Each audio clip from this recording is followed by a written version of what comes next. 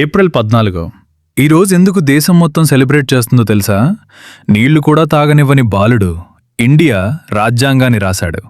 1891 April 14న మహోలో జన్మించిన doctor Babasaheb Ambedkar చిన్నప్పట్నుంచి కుల వివక్షను ఎదుర్కొన్నారు.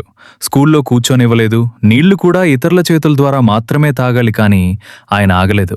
అమెరికాలోని కొలంబియా యూనివర్సిటీలో ఉన్నత విద్య తర్వాత లండన్లోని లండన్ స్కూల్ ఆఫ్ ఎకనామిక్స్లో చదివి ప్రపంచస్థాయి విద్యావేత్తగా ఎదిగారు.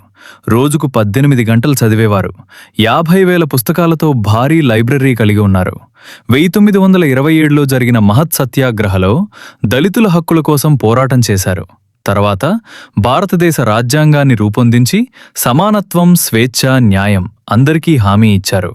అలాగే భారతదేశపు మొదటి లా మినిస్టర్ అయ్యారు. మహిళల హక్కుల కోసం కూడా పోరాడారు. ఏప్రిల్ 14 ఒక మహానుభావుడి జన్మదినం మాత్రమే కాదు, సమానత్వానికి ప్రారంభం, హక్కుల కోసం పోరాటానికి ప్రేరణ. ఒక సాధారణ బాలుడు దేశ భవిష్యత్తును మార్చాడు.